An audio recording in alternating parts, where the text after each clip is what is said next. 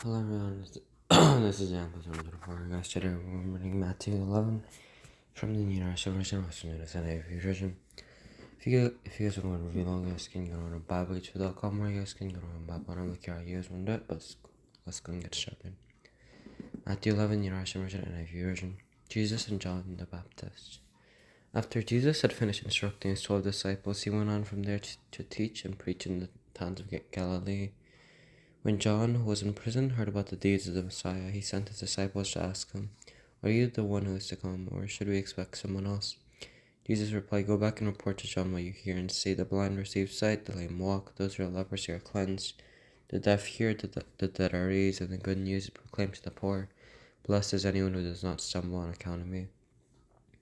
As John's disciples were leaving, Jesus began to speak to the crowd about John. What did he go out into the wilderness to see? A reed swayed by the wind? If not, what did he go out to see? A man dressed in fine clothes? No, those who wear fine clothes are in king's palaces. Then what did he go out to see? A prophet? Yes, sorry guys. Yes, I tell you, and more than a prophet. This is the one about whom it is written, "I'll send my messenger ahead of you, who will prepare your way before you." Truly I tell you, among those born of woman there has not risen anyone greater than John the Baptist, yet whoever is at least in the kingdom of heaven is greater than he.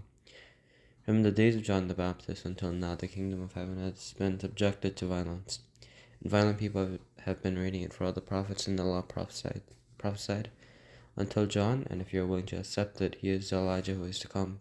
Whoever has ears, let them hear. To what can I compare this generation? They are like children, sitting in the marketplaces and calling out to others, "We played the pipe for you, you did not dance. We sang a dirge, and you did not mourn." For John came neither eating nor drinking, and they say he has a demon. The Son of Man came eating and drinking, and they say, here is a glutton and a drunkard, a friend of tax collectors and sinners. But wisdom is proved right by her deeds. Woe on unrepentant towns. Then Jesus began to denounce the towns in which most of his miracles had been performed, because they did not repent. Woe to you, Chorazin! Woe to you, Bethsaida! For if the miracles that were performed in you had been performed in Tyre and Sidon, they would have repented long ago in sackcloth and ashes. But I tell you, it will be more bearable for Tyre and Sidon on the day of judgment than for you. And you, Capernaum, will you be lifted to the heavens? No, you will go down to Hades. For if the miracles that are performed in you had been performed in Sodom, it would have remained to this day. But I tell you that it will be more bearable for Sodom on the day of judgment for you. The Father revealed in the Son. At that time Jesus said, "I praise you, Father, Lord of heaven and earth, because you have hidden these things from the wise and learned, and revealed them to little children. Yes, Father, this is what you are pleased to do.